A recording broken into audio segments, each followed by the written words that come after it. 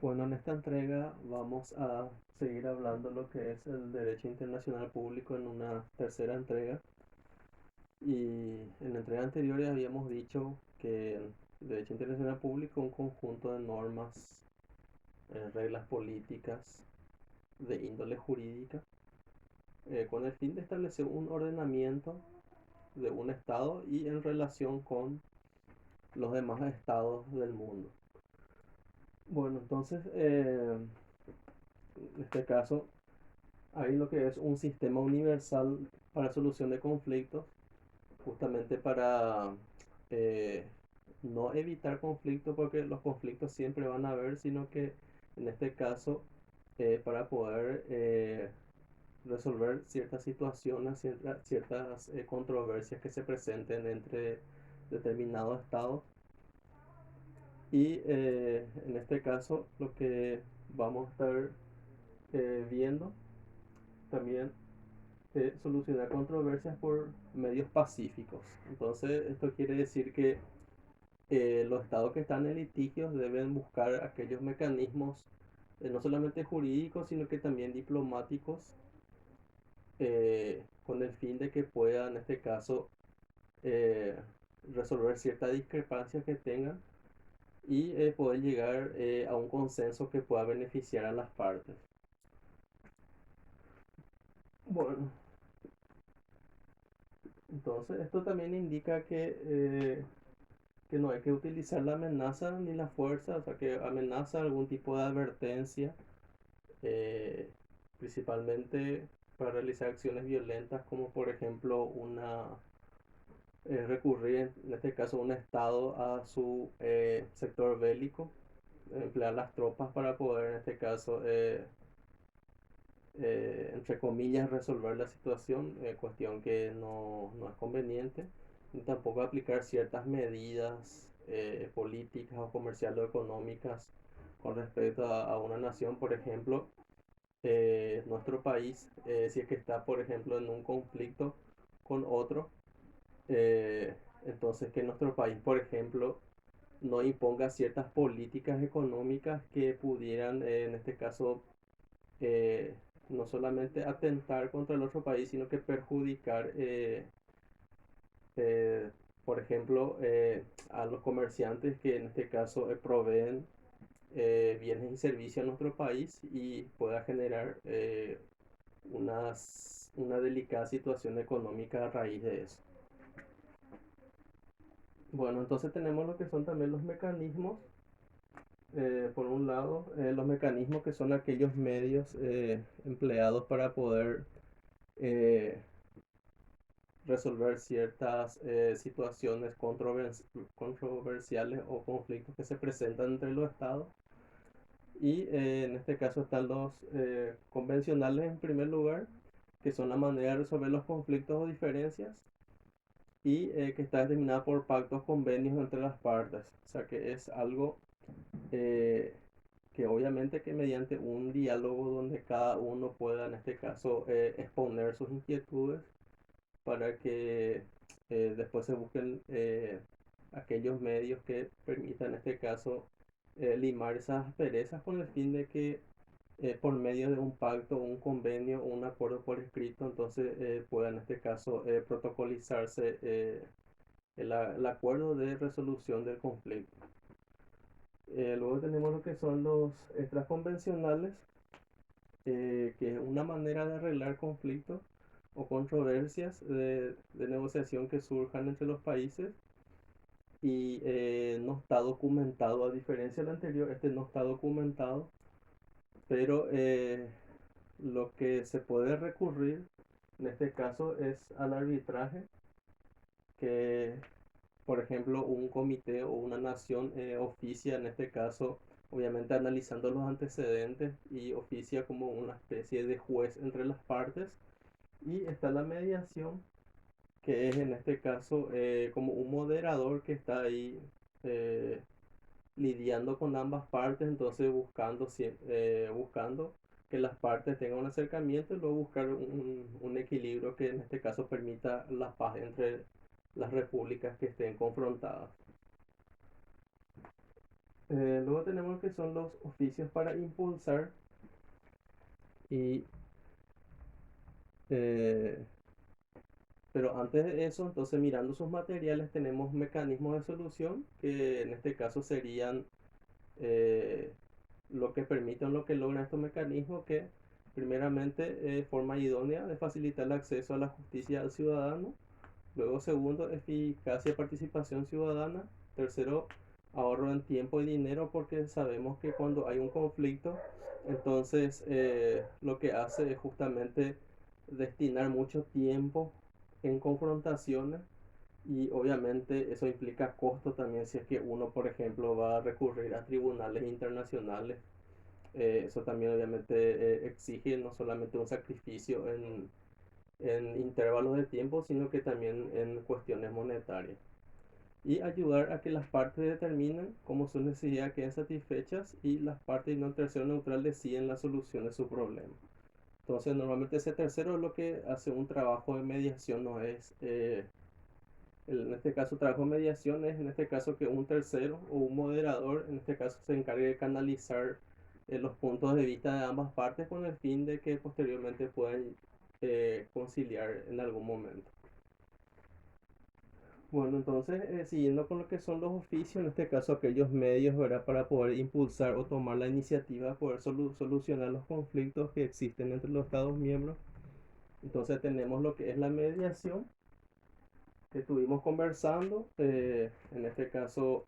que un Estado o en este caso un comité proponga ciertas alternativas a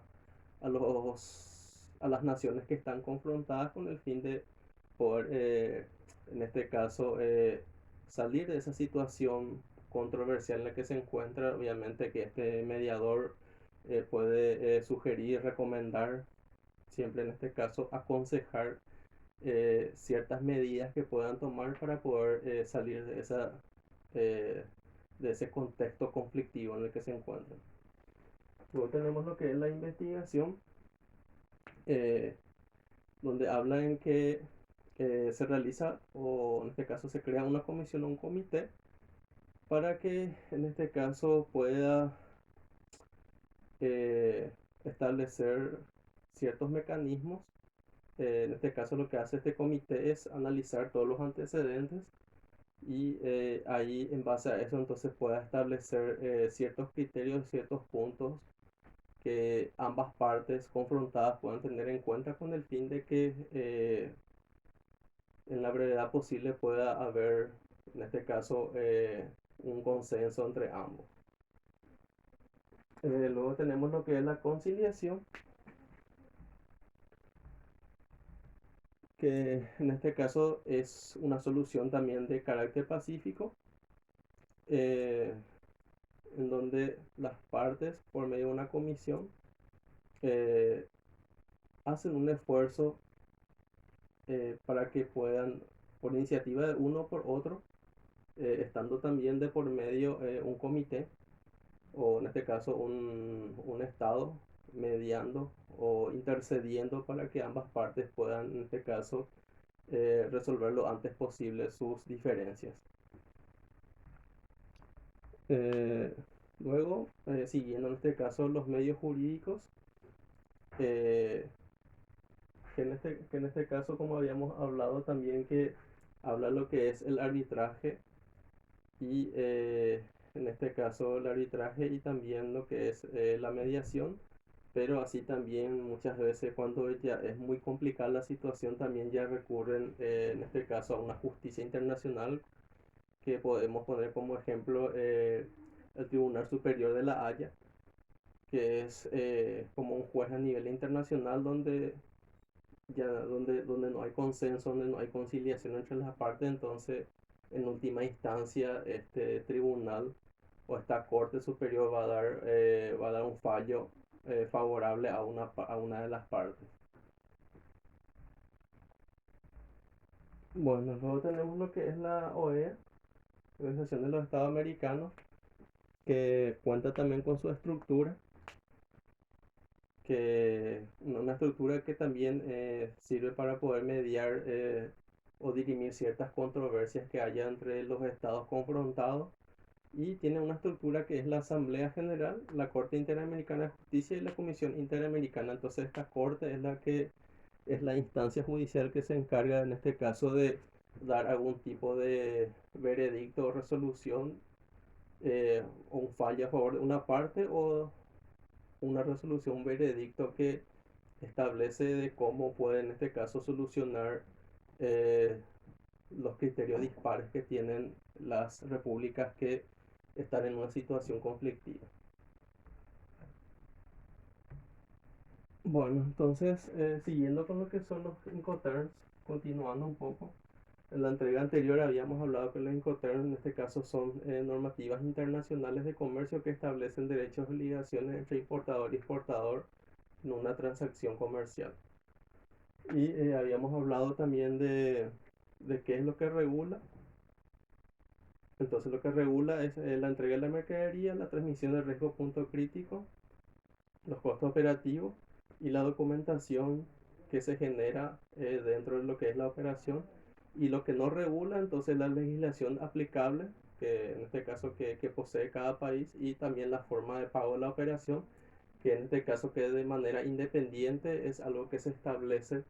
entre importador y exportador y sus respectivos bancos de cómo va a ser, si la operación se va a financiar o si va a ser con una entrega o si va a ser al contado. Entonces determinan eh, la manera monetaria de cómo se va a realizar el pago por la operación.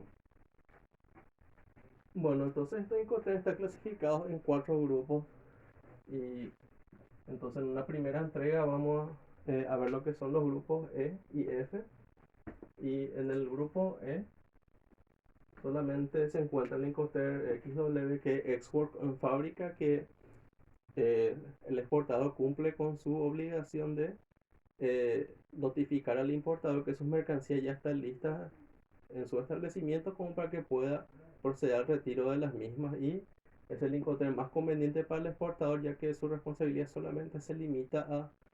preparar la mercancía y notificar al importador a través de un medio comprobable. Eh, este Incoterm es de